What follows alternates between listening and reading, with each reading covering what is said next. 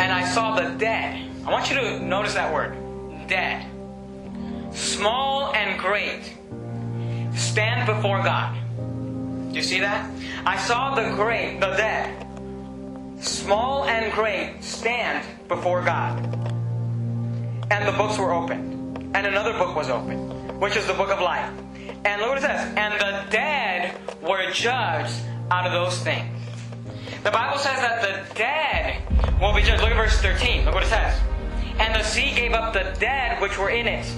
And death and hell delivered up the dead which were in them. And they were judged every man according to their works. You got to get this understanding out of your head, okay? We consider death a physical death. When someone dies physically, we call them dead. That's not what the Bible calls the dead. The Bible never refers to a believer as being dead. Your body may no longer be inhabited, and your body may be, underground, but that person, if they were saved, is not dead.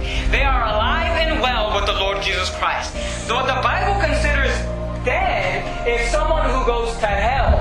Death is actually being in hell. When you get to hell, that's when you're dead, according to the Bible. Let me tell you something. This man right here will never die, because I will never see the flames of hell. I will never experience hell, because I've accepted the Lord Jesus Christ as my Savior. And if you're saved, you will never die.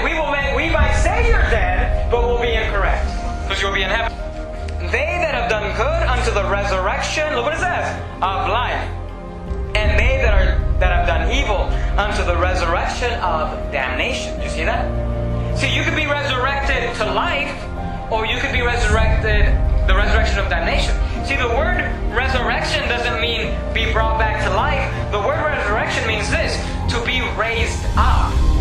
That every mouth may be stopped, and all the world may become guilty before God.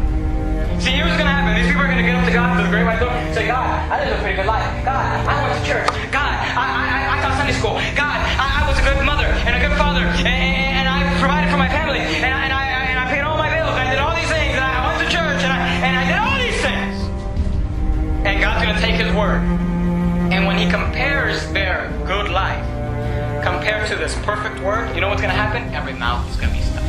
For all have sinned and come short of the glory of God. Will anybody be able to attain God's glory? Will anybody say, no, I lived good enough to get... Because see, here's the measuring rod. These Catholics and these, repent of your sins Baptists and these Lordship Salvation, people and all these other religions and the Jehovah's Witnesses and the Mormons and everybody who wants to teach you that you're saved by works, they're comparing themselves among themselves. And look, if you want to compare your life to my life, yeah, you're pretty good. But when you compare your life to God, you come short.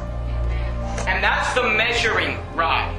It's not, well, I'm better than so-and-so. Is, do I match up to God? And no one will match up to God. And God will judge them by their works, and they'll be found guilty. They'll be found wanting. They'll be found needing punishment for their sin. Into the fire that never shall be quenched. This is what Jesus calls hell. A furnace of fire. There shall be wailing and gnashing of teeth.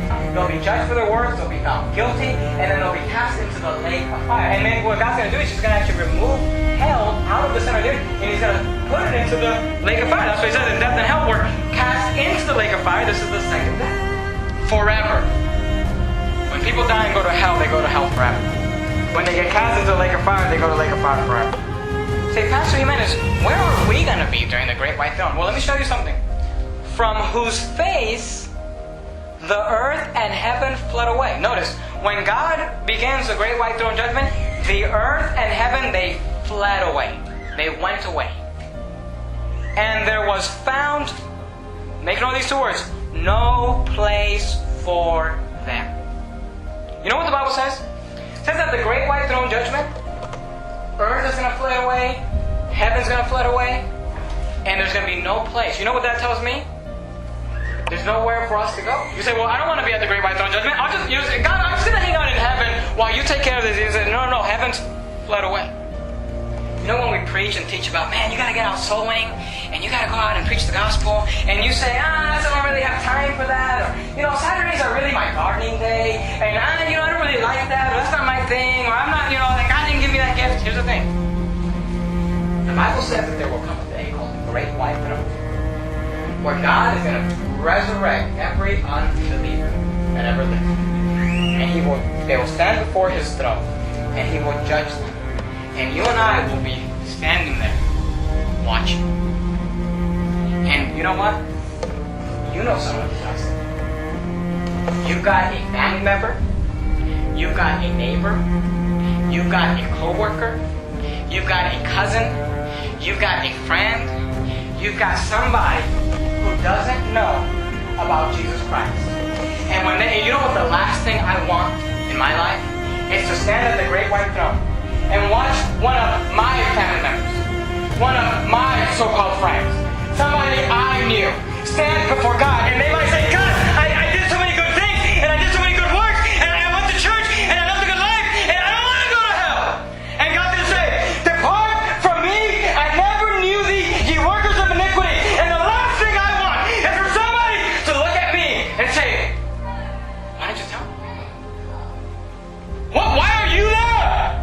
Why aren't you here? You knew that this was going to happen. You knew about Jesus Christ, and you never told me. And let me tell you something. You better get motivated on Saturday morning to get up and go soul winning, and get motivated to open your Bible and go soul winning, and get motivated to tell somebody about Jesus Christ, because you will regret it. At the Great White Throne Judge. You say, well, I'm not going to go to hell. Yeah, but is your friend going to go to hell? My best friend, we do everything together. You preach the gospel stuff? I'm kind of nervous about that. Well, I don't really have the confidence. Well, I'm really tired. I worked all week. Saturday's my day to sleep in. You better get your act together and figure out that there's more to life than your little garden or your little sleeping in or whatever it is you have, your excuse that you say, I can't do that. I can't go knock on somebody's door. You know what? I love that when that little old Hispanic lady stands before the judgment seat of Christ, she's not going to look at this guy and say, well, nobody told me. She's not going to look. She's going to look at me and say, hey, do you remember I told you? I want to be like Paul. Your blood be upon your head. I cease not to teach and preach the gospel. That's good. Let me ask you this. Who are you preaching the gospel to? Who are you giving the gospel to? And maybe you ought to learn how to give the gospel. And more than just learn, maybe you ought to go. Jesus Christ said this, go ye therefore into all the world and preach the gospel to every creature. Say, Pastor Jimenez, I'm not going to stand at the Great White Throne Judgment. I know you're not. You're saved. But you will be there. You will be there. What are you doing with your life? The Bible says this. If our gospel be hid, it is hid to them